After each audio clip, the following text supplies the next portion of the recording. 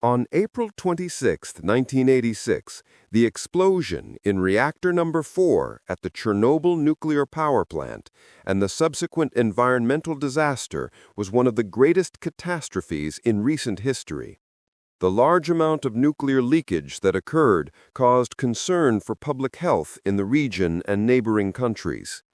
It was claimed that 400 times the amount of radioactive material released by the atomic bomb dropped on Hiroshima had been released into the atmosphere. An area of 155,000 square kilometers was affected, and a 52,000 square kilometer search area became unusable for decades. Furthermore, it was revealed that there was a risk of increased cancer rates in Soviet Russia and the Black Sea region where nuclear fallout had spread. However, behind this globally known and highly controversial event in Chernobyl, there was another incident that could have had much greater consequences if it had not been prevented. Here is the story of those 3 men who risked their lives. While you listen, to the reminder to like the video if you enjoy it, and subscribe if you don't. I'll begin the story. Enjoy the show. The Chernobyl nuclear power plant was built in the 1970s by the Soviet Union, 16 kilometers from the city of Chernobyl, near the Belarus-Ukraine border.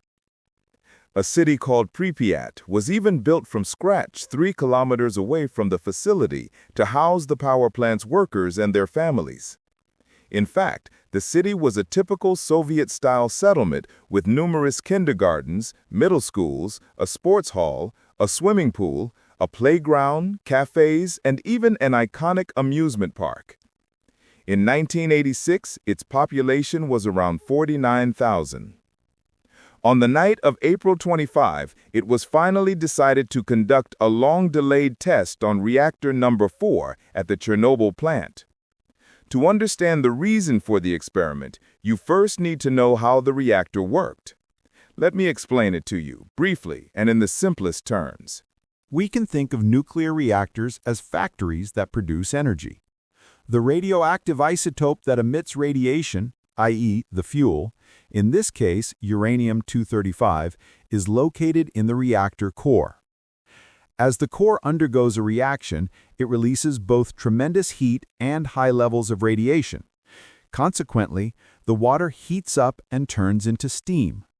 This steam turns the turbines, and the power generated by this rotation is transferred to a generator, where the electrical energy produced is stored.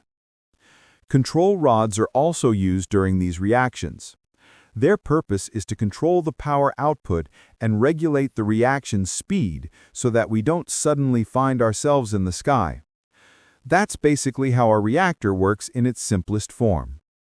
Let's get back to the test. The test or experiment decided to be conducted that night in the event of a power outage and consequently the power to the cooling pumps being cut off, would determine whether these generators would be able to supply power to the cooling pumps, and thus prevent the reactor core from melting for 30 seconds, which was the time it took for the backup generators to start working. Unfortunately, that night, nothing went as expected. During the test, the plant operators lost control of the reactor's power. Of course, there were some oversights here, but I'll explain at a basic level. When control was lost, the core temperature rose rapidly. Therefore, they wanted to cool the reactor and pumped water into the control rods. But the opposite of what was expected happened, and the water pumped in to reduce the excessive heat turned into superheated steam, causing excessive pressure, and the explosion that occurred inside the reactor blew the 1,000-ton roof into the air. Yerel The core was itfaiyeciler olay exposed, yerine causing a geldiklerinde massive radiation sınırları leak. kat be kat 2 aşan workers aşırı on duty dozda lost radyasyona their maruz lives in the initial kaldıklarının explosion. bilincinde bile değillerdi. Immediately after the Hükümet first explosion, statülerinin a second zedelenmemesi explosion adına occurred as yaşanan water from the cooling felaketi hem pumps reacted with the dünyadan metal hem de structure of the kendi fuel tubes. ülkesinden gizlemişti. Due to the Tabii large-scale bu fire giz that broke birkaç gün out, sürecek firefighters olsa and da miners ilk had to be günlerde orada dispatched to the çalışan scene. işçilerin When hemen local hepsi firefighters birkaç arrived at the hafta scene, içinde they were hayatını not even aware kaybedecek. that they had been exposed İtfaiyecilerin yetkililerin to çabaları excessive levels sayesinde of kazadan radiation, kaynaklanan far tüm beyond the yangınlar limits. yaklaşık The 6 government saat concealed içinde the kontrol disaster altına from both the alındı. world and Ancak its own durum country to ciddiyetini avoid koruyordu. damaging its Çünkü status. asıl Of sıkıntı course, yangın this secrecy değildi. would only last a few Patlamadan days, günler but sonra in the first Mayıs few ayına days, girildiğinde almost bile all of the reaktör workers there 4. would lose their çekirdeği lives erimeye within a devam few weeks. ediyordu. Erimiş Thanks to the radyoaktif efforts of metal lav firefighters, haline geliyor all ve fires yavaş caused yavaş by the zemini accident were yakıyordu. brought under Sovyet control within yetkililer approximately öncelik 6 olarak hours. nükleer sızıntıyı However, the durdurmaya situation remained amaçlamışlardı. serious Öyle ki ilk because the başta real yukarıdan problem was not the müdahaleyle fire. nükleer sızıntının Days after the üstünü explosion, kapatmak even istiyorlardı. when May Ancak arrived, the bir core şeyi of tamamen reactor göz 4 ardı continued to etmişlerdi. melt. Eriyen The molten reaktörün radioactive altında metal was oldukça turning büyük into bir lava su havuzu and slowly vardı. Bu burning the santralin ground. soğutma suyu Soviet ile officials aimed to itfaiyecilerin stop the yangınlarını nuclear söndürmek leak as için a priority.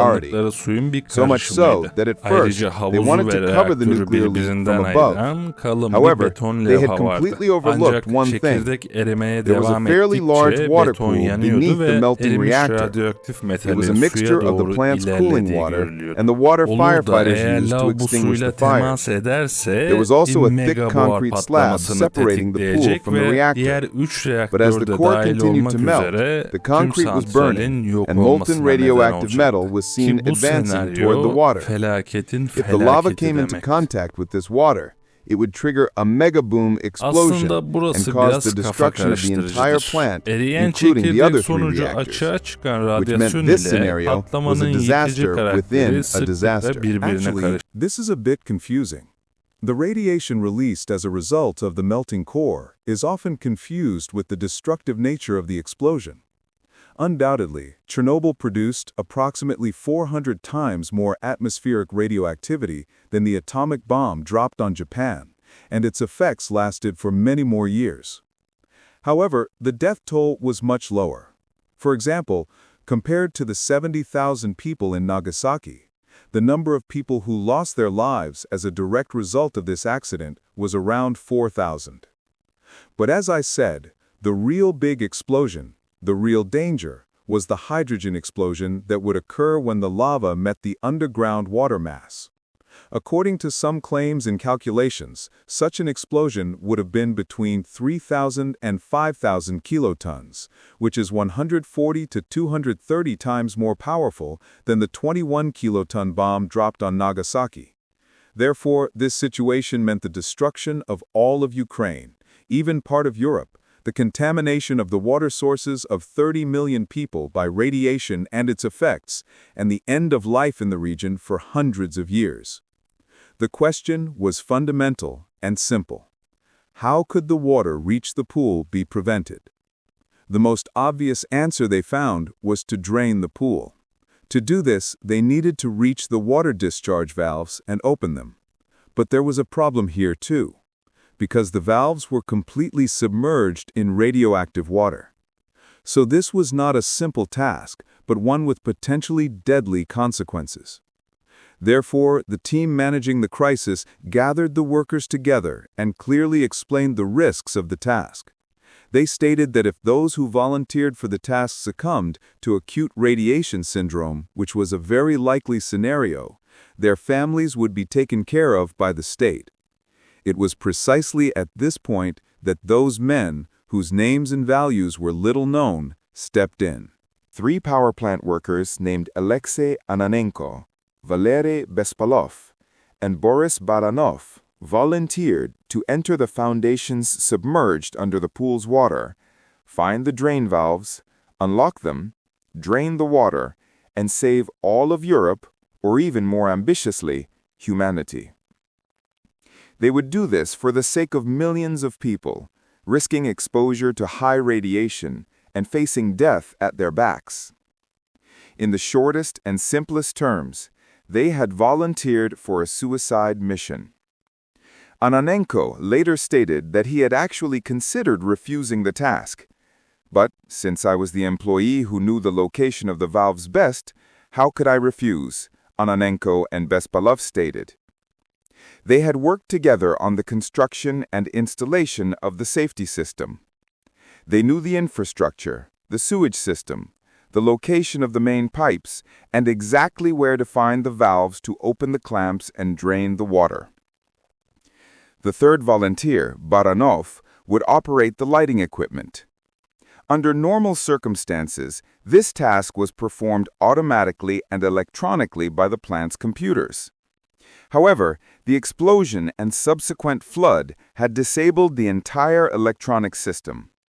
Therefore, Ananenko and his colleagues had to do the job manually.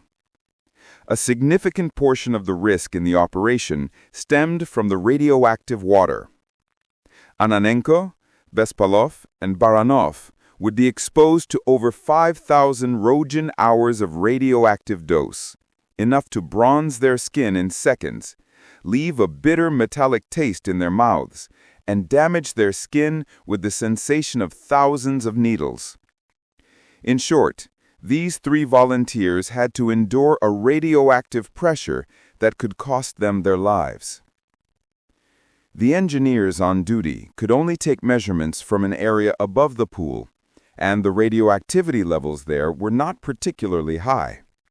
However, no one had any idea about the amount of radiation in the water these 3 would be entering, as even measuring it was too risky. The 3 heroes entered Bodrum in protective diving suits, in near-pitch darkness, knee-deep in radioactive water, through a corridor filled with countless pipes and valves.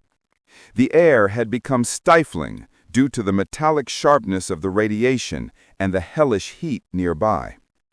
The air had become stifling, filled with the metallic sharpness of radiation and the hellish heat nearby. They had 2 dosimeter devices with them, each equipped with a small radiation detector. However, the measurement range of these devices was limited. They held one device at chest level and attached the other to one of their legs so it could measure the value in the water. Halfway through the journey, Baranov anxiously monitored the readings on the measuring device. Submerged up to their knees, they continued searching when they smelled the metallic odor caused by the high radiation in the dirty water. From time to time, they moved over the pipes to reduce their contact with the water.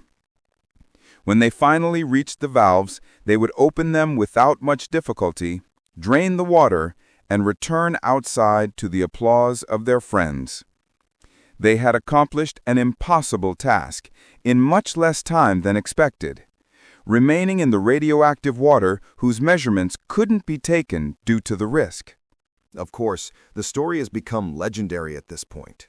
In fact, it was written with completely fabricated information, such as that the trio died immediately after completing their mission and sacrificed themselves for humanity.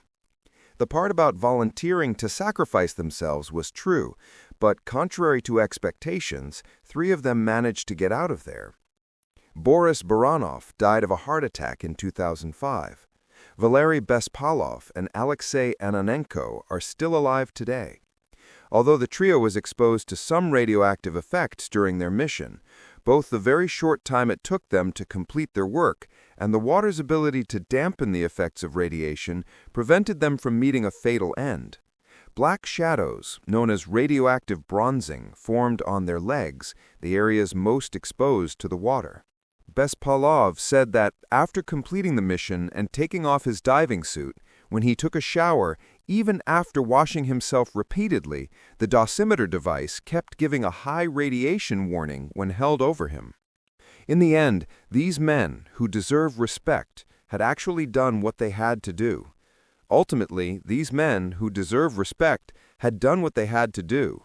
In fact, they saved the Ukrainian people and the uninhabitable part of our country, a large part of internal Europe, from what they had experienced and from a potentially much greater disaster. By the way, the industry minister of our time who told us radiation doesn't affect us during the 1986 incident died of heart failure in 2011. That's how ironic life can be, whether dependent or independent of the event. I hope you enjoyed the video. If so, please don't forget to like and comment. As always, stay healthy until the next video.